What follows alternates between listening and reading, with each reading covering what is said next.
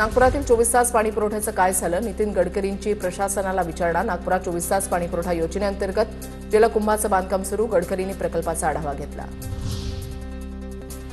अतिवृष्टी नसलेल्या तालुक्यांनाही मदत। निवडणुकांमुळे पूरग्रस्त पॅकेजमध्ये अधिकाधिक तालुक्यांचा समावेश। नागपूर जिल्ह्यामधील 12 तालुक्यांचा या यादीमध्ये समावेश। जालन्यामध्ये अतिवृष्टीमुळे फुलगळ झाल्यानं संतप्त शेतकऱ्यानं मोसंबीच्या बागेवर जेसीबी फिरवला। 350 मोसंबीची झाडं जमीनदोस्त। बीडमधल्या कपिलधार वाडीच्या पुनर्वसनासंदर्भात जिल्हाधिकारी कार्यालयामध्ये बैठक। पुनर्वसन प्रक्रियेमध्ये उद्भवणाऱ्या अडचणी, पर्यायी स्थळांची निवड याबाबत चर्चा।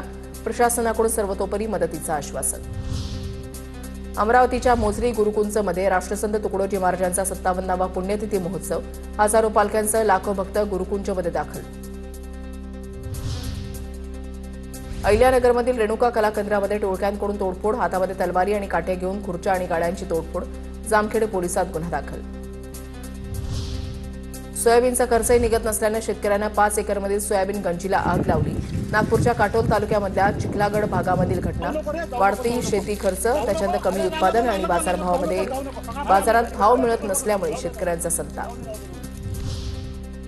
नाशिक शहर पोलिसांकडून सुरू असलेल्या गुन्हेगारांवरील कारवाईचं नागरिकांकडून स्वागत। सोशल मीडियावर आय सपोर्ट नाशिक पोलीस असा हॅशटॅग।